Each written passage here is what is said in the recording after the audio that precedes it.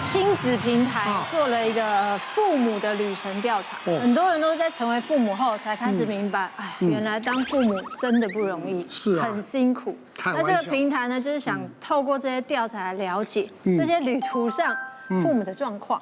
其中呢，64%的父母在育儿过程中是感到焦虑的。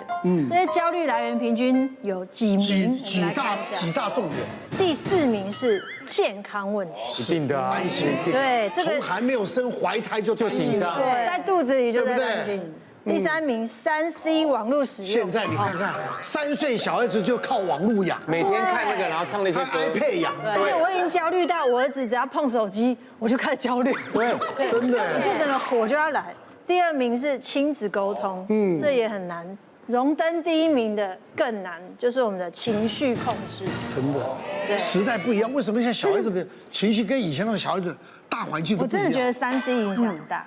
没有，我也觉得少子化，大家更疼，然后每个都有点傲娇，问题很多啦。对，问的。对啊，所以其实普遍现在家长是蛮头痛的，对，因为小孩情绪控管不好，在学校呢就会有攻击同学、跟同学吵架，或者是长大直接攻击别人，相当都在担心，担心别人小孩，担心自己的小孩。对啊，好不好？我们家长百百种啦，所以今天呢，我们分成2派，是啊，一边呢是自责派。对，这自责派的家长怎么样都先怪自己。对，我们这边怪东怪西派，这个就是其实有点严重。对的，我们是比较明理派，这我扛下。今天丽婷呢就到我们的怪东怪西派，对，好不好？跟朱婷呢在一起，经费不足。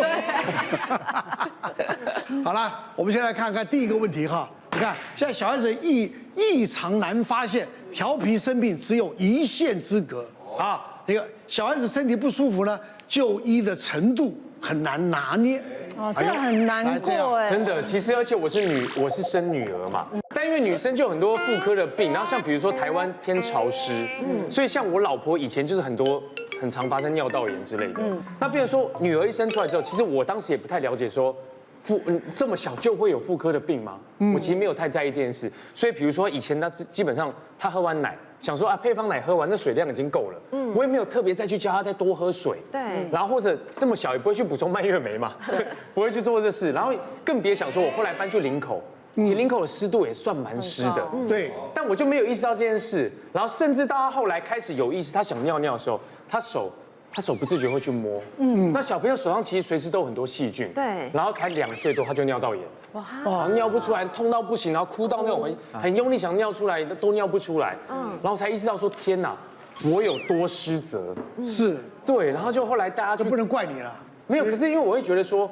因为我自己很爱运动，我很注重喝水这件事，但我没有把这好习惯带给他，所以在他2岁他得到尿道炎那段期间，我非常的自责，然后我无所不用其极的让他身边每个地方随时看到有10个水瓶，对，我看我各种水瓶 ，Elsa 的啦，美人鱼的啦，让他会有想喝水的那种就是欲望，而且你一定要以身作则，喝给他看，对，我吃完饭喝水漱口，然后或是运动完好喘的时候怎么办啊？帮爸爸拿那个水过来。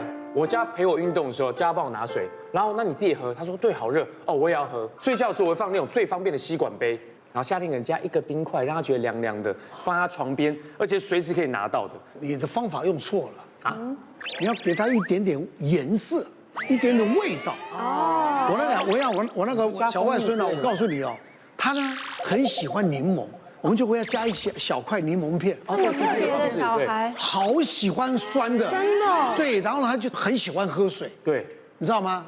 所以我觉得你给他加一点点他喜欢的，当然不是不好的东西。对，我觉得你加柠檬是很棒的方式，因为有点酸酸感。教小孩请教我。是外公，所以你也是自责派的。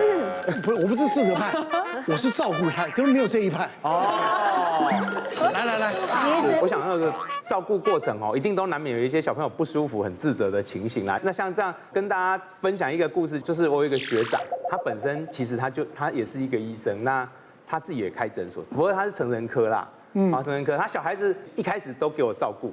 但是后来3岁了，上幼稚园，他想说自己开点药，有常感冒嘛，然后就像开学季这个感冒很多，自己开点药啊，加减减处理就好了。那有一次他就是小朋友咳嗽了4、5天，结果到有一天早上稍微有点发烧，那他一样啊，就是本来要这样子，但他老婆就不高兴了，对，他就带着小朋友跑来找我，他就说他要来给我看一下。那个学长还特别赖我一下说啊，我那个老婆太紧张了哈，那你帮她安大一下，就是处理。他说应该没什么事，我看还好这样。小孩来的时候，其实那天活动力看起来确实是不太好，听诊器放上去。一听就觉得那个呼吸声很奇怪，因为不是正常，有一些那个水声那大部分就是那个肺泡里面有一点水的状况。那比较一下，两边有一边还连声音都听不太到，那个肺等于是有一边可能发炎的更厉害，连呼吸声都不太到。我当下就跟妈妈说，可能要去照个 X 光一下啦，因为这个听起来应该肺炎，而且是比较严重的肺炎，因为可能有积水。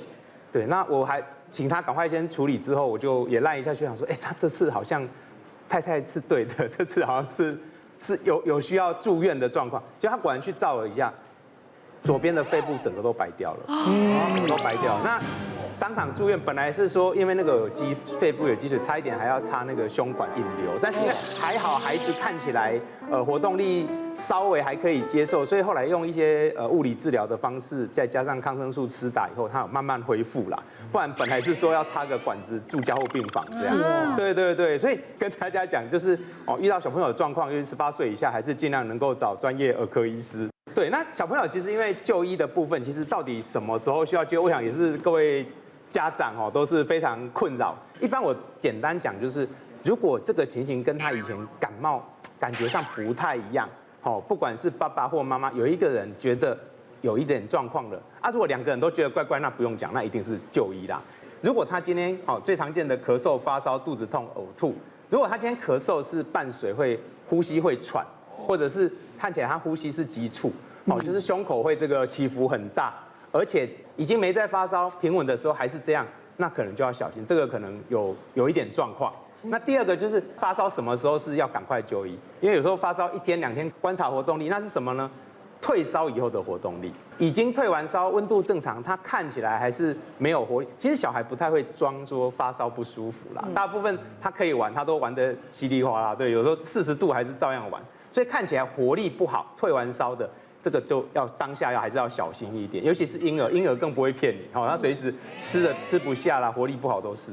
那再来就是最常听到就是大一点的小孩肚子痛，小孩肚子痛没事就会喊一下，不是说一肚子痛就去，但是如果他是3、4个小时内都没有改善，而且那个痛是持续，因为很多痛其实会好一下又停一下好一下，那你就观察一下这个形态，而且小朋友肚子痛。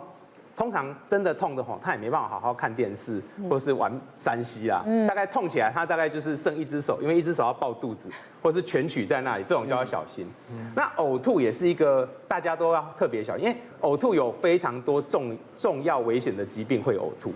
除了肠胃不舒服以外，脑部的病变也会包括脑膜炎呐，或者是他可能有撞到脑水肿，你不知道，脑震荡也会呕吐。所以其实莫名其妙呕吐都要怀疑他可能有其他的状况。那另外还有一个就是很严重的，我们叫做心肌炎，就是有些病毒会感染到心脏去，那这种情形也很常会持续呕吐，所以吐一次你可以观察嘛。那假设吐了之后，大部分我们都不进食，如果他还持续吐了2、3次以上都没有改善，那这种情形建议还是先就医比较好。对，竹婷，我是就是属于那种就是大家就是放轻松，当父母真的要放轻松。有一次我儿子在幼稚园，老师很紧张打给我说赶快来，他摔倒了，就是他们小朋友幼稚园不是都会走一些体能课吗？然后有那个独木桥，他是在那个独木桥摔倒，但我是觉得摔倒还好就去，然后我就看着他，我说手痛吗？他说还好这样，我说还好就回家休息就好。然后老师就说不行妈妈，你不能带他回家休息。不好意思，你是后母，是你亲生的吗？亲生捡回来的。你刚刚那一句来催缴管理费的感觉。不是，他真的很露着头，然后他那眼汪汪看着我，就说哦妈，对，已经不是都说他幼稚园了，可以了，大班了，很强壮了。然后呢，老师因为那种私立幼稚园就很紧张，就说不行，妈妈你要带去照 X 光。然后我就说没关系，因为我觉得我儿子自己也调皮，老师要牵他不给老师牵，我说你。然后我就说，然后老师对我还说，是后母没有，你儿子好强壮哦。没有，我觉得小孩子就是要这样子自己强壮的长大。送去医院以后，一拍 X 光，马上骨折了，是真的断掉。哇！然后立马就进手术室。那他没有哭，也是他那个妈妈的脸。他一哭，他说你哭什么？不是，他儿子是坐在你们那一派自责派，他儿子要自己我儿子是一条我错了，妈妈。就含着泪等着医生帮他打钢钉跟那个石膏。这么夸张？真的，可是我就觉得这就是自己不小心啊。那你有没有因此而稍微自责一秒？没有1秒就好，没有1秒就好。自己弄的，为什么要自责？没有，从那一次之后啊，他儿子在学校摔倒啊，一看老师要拿手机啊，不要打。陈医师有看过后母吗？刚刚就看到了。我之前有遇过一个门诊的时候，遇到一个妈妈带着孩子孩子发烧，全身起红疹。然后我的检查是发现说，原来他之前带孩子因为发烧去某一间诊所看病，然后医生开了退烧药，孩子吃了退烧药之后就全身起红疹。所以逻辑上来讲，发烧可能是谁传染病毒给他，但他全身起红疹应该是这个退烧药导致过敏的。那妈妈就第一句话就说：“你们医生很奇怪，为什么要开一个会过敏的药给我孩子吃啊？”我说：“妈妈，这个第一个，没有人会在吃药之前就知道说我对这个药物过敏。